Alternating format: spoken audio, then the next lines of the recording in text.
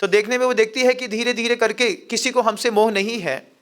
इसलिए 13 दिन तक घूमने के बाद वो 13वें दिन कौवे को भोजन करा देते हैं और कौवे के माध्यम से वो एक बार पितरों का भोजन हो जाता है। उसके बाद वो आत्मा दूसरी देह में प्रवेश करती है। ऐसी मान्यता हिंदू संप्रदाय में है, इसलिए हिंदू संप्रदाय में तो 13 ही मनाई जाती है। लेकिन हमारे यहाँ का वो जो संविधान है, हमारे यहाँ मृत्यु होने के 3 समय के बाद ही अधिकतम जीव दूसरी पर्याय में जन्म ले लेता है। हमारे यहाँ 13वीं का विधान नहीं है। हमारे यहाँ 13वीं को लेकर के किसी भी प्रकार के भोज का विधान जैन शासन में नहीं है।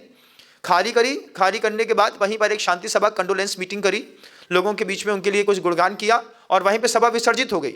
उसके बाद परिवार के रिश्तेदार इत्यादि आते हैं तो उनके लिए भोजन देना अलग वस्तु है। लेकिन समाज में किसी प्रकार की तेरही वेरही जैनियों के यहाँ नहीं होती। तो जिनके यहाँ भी अभी तक ये वैचारिक रूप से चल रहा है गतानुगतिक, इस गतानुगतिक व्यवस्था को हम सभी को मिलकर के सुधारना होगा। इस बात का हमेशा ध्यान रखना होगा, जैन शासन जीवित अवस्था में या मृत अवस्था में अहिंसा धर्म का हमेशा से हिमायती रहा है। अगर रात में कभी किसी शव का, किसी भी व्यक्ति की मृत्यु होती है तो रात्रि में मृत्यु होने के उपरांत आप उसको घर में रखिए। सुबह 6:30-7 बजे के बाद ही आप उसको लेकर के जाएं। सूर्य की उपस्थिति में अगर आप शवदाह करते हैं तो एक अहिंसक समाज की अहिंसक पद्धति के साथ आप अपनी गृहस्थ जीवन को आकार दे सकते हैं। अदरवाइज पाप कर्म तो बनेगा ही बनेगा और मूर्ताओं का पोषण करने पर आपके सम्यक दर्शन में भी घात लग सकता है। इन दो के लिए ये जानकारी आपके पास होना जरूरी कि 13वीं जैनियों के यहाँ नहीं होती, हिंदू और वैष्णव संप्रदाय में मनाई जाती है।